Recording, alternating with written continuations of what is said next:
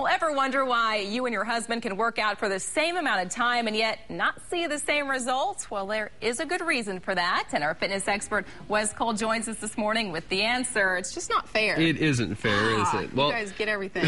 Well, the reason I brought this up is a lot of couples are working out together now. Yes. And, sometimes some of the women can get a little frustrated. So we're going to go over some specific guidelines that women need to know because, we react physiologically a little different to exercise. Okay, so we're talking fitness just for women. You say it might take longer to build up cardio. Well, when a man and a woman, when they starting maybe a running program right off the bat at the same time, sometimes when we get a little frustrated because the men, they seem to adapt a little bit quicker to cardiovascular training. It's important to remember that on average, men have much higher hemoglobin levels than women do, which means that their oxygen carrying capabilities are a little bit better. This tends to kind of level off after the fourth or fifth week. You really can't see the difference, but those first couple of weeks can be kind of frustrating. But I tell all the women, don't get frustrated. Give it time. You'll be running circles around them. Give it a month. In no time. And we'll be beating them. Yes, I guarantee you. Okay, the next one is be careful with your knees, ladies. There's a lot of research suggesting that there's a lot more injuries to knees for female athletes than male athletes, especially in the ACL area when you're moving laterally and stuff. And there's a lot of theories as to why weaker quadricep muscles, inability to move laterally more efficiently than maybe, say, the men. There's a lot of drills that you can do. One is to lift weights, do your lunges, build some muscle around that joint to protect it. Another thing is to do a neat little exercise Beth's going to demonstrate. I do it to all my female clients. Just basically lateral movement, just like she's doing. It almost looks like a little dance move.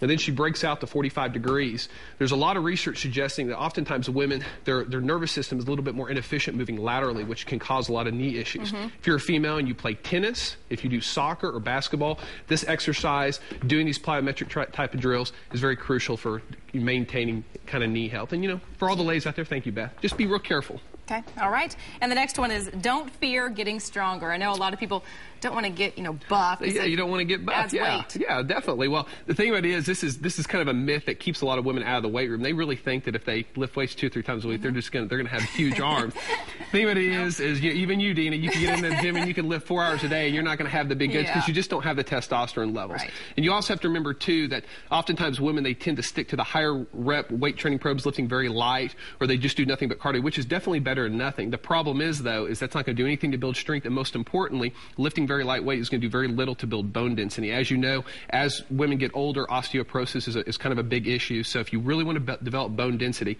you have to get on a proper resistance training program, which means you got to eventually put down the pink dumbbells and kind of start lifting pretty heavy. How did you know mine were pink? You mean I'm never going to look like you? What's that? No, I'm sorry. I'm sorry. Okay.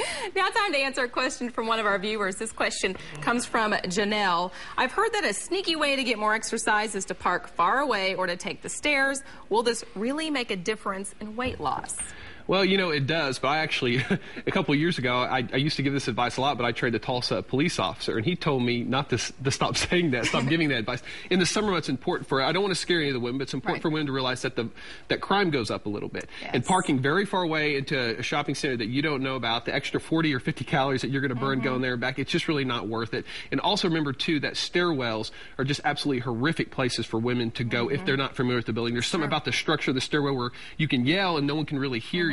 So, the extra calories that you're going to burn, you just got to be careful. If you're real familiar with the area, maybe, but know your surroundings, kind of know what you're I would nix that tip unless you're real comfortable with it. It's not really worth that extra 50 calories, huh? No, good not advice. at all. Thank you, Wes.